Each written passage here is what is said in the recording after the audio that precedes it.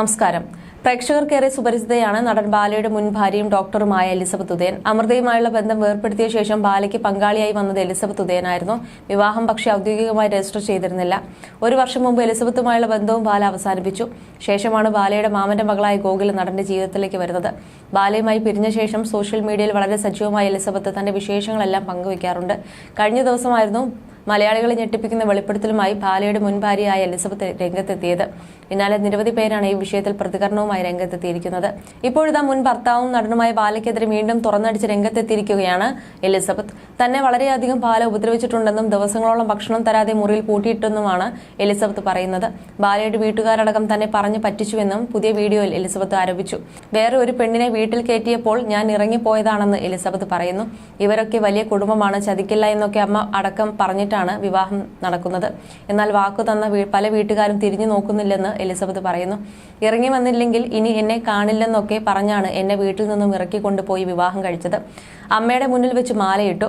Wedding ചെയിനൊക്കെ ഇടുന്നത് ഇവരുടെ സ്ഥിരം പരിപാടിയാണോ എന്ന് അറിയില്ല. ഞങ്ങൾ വലിയ കുടുംബമാണ്, ചതിക്കില്ലെന്ന് അമ്മയും സ്നേഹിച്ച ആളും പറഞ്ഞത്. ഇതൊക്കെ വിശ്വസിച്ചു പോയി. മുൻപുള്ള ഭാര്യ ഇദ്ദേഹത്തെ വിഷം കൊടുത്ത് കൊല്ലാൻ നോക്കി. മോശം സാഹചര്യത്തിൽ അവരെ പിടിച്ചുവെന്നൊക്കെയാണ് എന്നോട് പറയുന്നത്. എന്നെ ഒരു ഡോക്ടറെ കൊണ്ട് സംസാരിപ്പിച്ചു. ഒരു കസ്റ്റംസ് ഓഫീസർ എന്ന് പറഞ്ഞ വ്യക്തിയും ഇദ്ദേഹവും കൂടിയാണ് എന്നോട് പറഞ്ഞത്. ഞങ്ങൾ രണ്ടുപേരും വരുമ്പോഴാണ് മോശം സാഹചര്യത്തിൽ കണ്ടതെന്ന്. അന്ന് അതൊക്കെ സത്യമായിരിക്കുമെന്ന് ഞാൻ വിചാരിച്ചു. ഞാനിപ്പോൾ പറയുന്ന കാര്യങ്ങൾ കേസാകില്ലെന്നും ആരും സഹായിക്കാൻ ഉണ്ടാകില്ലെന്നും എനിക്കറിയാം. എന്റെ സ്ഥിതി ഇതാകുമ്പോൾ പാവപ്പെട്ട സ്ത്രീകളുടെയൊക്കെ അവസ്ഥ എന്താകും? എന്റെ വസ്ത്രമില്ലാത്ത ചിത്രങ്ങളും വീഡിയോകളും ഒക്കെ പുറത്തുവിടുമെന്ന് ഭീഷണിപ്പെടുത്തി. ഞാൻ മ്യൂച്വലി ആരുമായും ബന്ധം അവസാനിപ്പിച്ചിട്ടില്ല. പേടിച്ചിട്ടാണ് മിണ്ടാതിരുന്നത്. പക്ഷേ ഇത്രയും കാലമായിട്ടും മോശം കമന്റുകൾ ഇടുന്നത് കണ്ടിട്ട് സഹിക്കാൻ പറ്റാതെയാണ് ഇതൊക്കെ പറയുന്നത്. ഇയാൾ കോമയിലേക്ക് പോകുക, വെന്റിലേറ്ററിലാവുക എന്ന അവസ്ഥയിലൊന്നും വീട്ടുകാർ ആരും ഉണ്ടായിരുന്നില്ല. ഞാനും പുള്ളിയുടെ അസിസ്റ്റന്റുമായിരുന്നു ഉണ്ടായിരുന്നത്. അവരുടെ വീട്ടുകാരെ വിളിച്ചു പറഞ്ഞപ്പോൾ പിറ്റേന്ന് അവരെത്തി. ചേട്ടനും ചേച്ചിയുമാണ് വന്നത്. പിന്നീട് അവർ പോവുകയും ചെയ്തു. ഒരു പണിക്കാരി എന്ന നിലയ്ക്കാണ് എന്നെ കണ്ടതെങ്കിൽ ഇയാളെ ചികിത്സയ്ക്ക് വേണ്ടി ഞാൻ ഓടി നടന്ന് കഷ്ടപ്പെടുകയും പരിചരിക്കുകയും ചെയ്തതിന് കൂലി തരേണ്ടേ? കുടുംബക്കാർ ഉറപ്പ് തന്നിരുന്നു, ഇനി വീട്ടിലേക്ക് ഒരു സ്ത്രീയും വരില്ലെന്ന്. ഞാനാണ് അവിടെ ഉണ്ടായിരുന്നത്. ടെൻഷൻ അടിച്ചു ചത്തു എന്ന് പറയാം. സർജറിയുടെ ദിവസം മാത്രമാണ് ഞാൻ അവിടെ വീട്ടുകാരെ കണ്ടത്. എന്നെ പണിക്കാരിയായിട്ടാണ് കണ്ടതെങ്കിൽ അതിന്റെ കൂലിയെങ്കിലും തരാമായിരുന്നു. കുറെ കാലമായി അവന് പല പെണ്ണുങ്ങളുടെ ഒപ്പം നടക്കുന്നു. ഇനി അത് നടക്കില്ല. എലിസബത്ത് മാത്രമേ ഈ വീട്ടിൽ കാണൂ എന്നൊക്കെ പറഞ്ഞിട്ടാണ് വീട്ടുകാർ പോകുന്നത്. പക്ഷെ പുള്ളിയുടെ ആരോഗ്യം ശരിയായപ്പോൾ ആളുകളുടെ പറഞ്ഞ വാക്കുമില്ല, അവരെ കാണാനുമില്ല. എന്നെ ബ്ലോക്ക് ചെയ്തിട്ട് അവർ പോയി.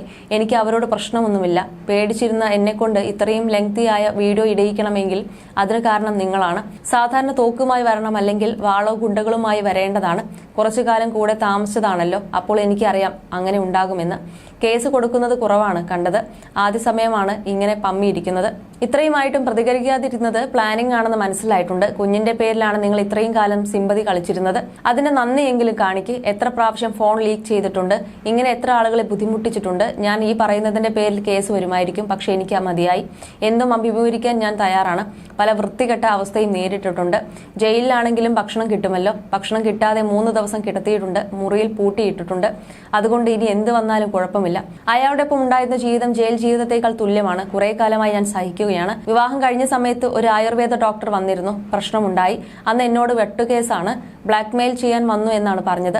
അത് ഞാൻ വിശ്വസിച്ചു. ഇപ്പോൾ അവരുടെ ഒക്കെ ശാപമാണ് ഞാൻ അനുഭവിക്കുന്നതെന്ന് മനസ്സിലായി. ഇനി അടുത്തത് വരുന്നതും എനിക്കറിയാം. താലി ഇടുന്ന സമയത്ത് എനിക്ക് അറിയില്ലായിരുന്നു ഇയാളുടെ അസുഖ വിവരം. ഞാൻ ഇഷ്ടപ്പെട്ട ആൾക്ക് എന്ത് രോഗം വന്നാലും ഞാൻ സഹിക്കും. പക്ഷെ എന്നെ വിവാഹം കഴിഞ്ഞപ്പോൾ പോലും വേറെ സ്ത്രീകളുടെ വീട്ടിൽ പോയ വിവരം എന്നെ വിളിച്ച് ആളുകൾ പറഞ്ഞിട്ടുണ്ട്. എന്റെ പാസ്റ്റൊക്കെ കാണിച്ചിട്ടായിരുന്നു ചിലരുടെ ഭീഷണി. എനിക്ക് സത്യത്തിൽ കോമഡി ആയിട്ടാണ് പലതും തോന്നുന്നതെന്നും എലിസബത്ത് പറയുന്നു.